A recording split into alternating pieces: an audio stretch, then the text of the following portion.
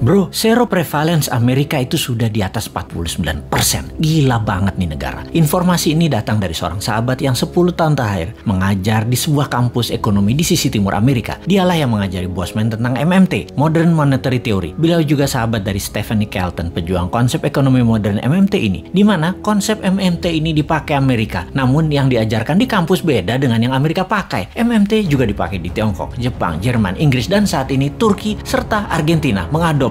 Untuk Indonesia, tenang. Kalau Newman jadi pegang kendali, pasti pakai MMT. Pada sabar ya, dan terus berjuang memintarkan masyarakat. Lihat ilmunya, fokus di ilmunya, dan jangan fokus di populernya seseorang. Karena kebanyakan mereka ingin menarik di panggung politik, fokusnya membuat populer saja. Seperti para calon-calon saat ini, mencari populer tanpa punya konsep bernegara. Kembali ke informasi sepotong di atas. Pertanyaan di kepala saya selanjutnya adalah, apaan tuh seroprevalence? Sehingga saya pun bertanya kepadanya. Seroprevalensi adalah jumlah individu dalam suatu populasi yang menunjukkan hasil positif baik untuk penyakit tertentu berdasarkan spesimen serolog atau serum darah. Jadi, menurut sahabat saya ini, di Amerika kekebalan tubuh imunitas terhadap COVID lebih dari 49,1% dari populasi. Dan ini hebat, ditambah yang telah berhasil divaksin adalah 13,7% saat ini. Maka Amerika sudah mendekati herd immunity. Ya terang saja nonton final NBA kemarin pada nggak pakai masker. Kenapa hebat? Karena mayoritas kekebalannya didapat dari alami, yaitu natural herd immunity. Gak heran dalam diskusi di Clubhouse, Elon Musk mengatakan, unvaccinated sperm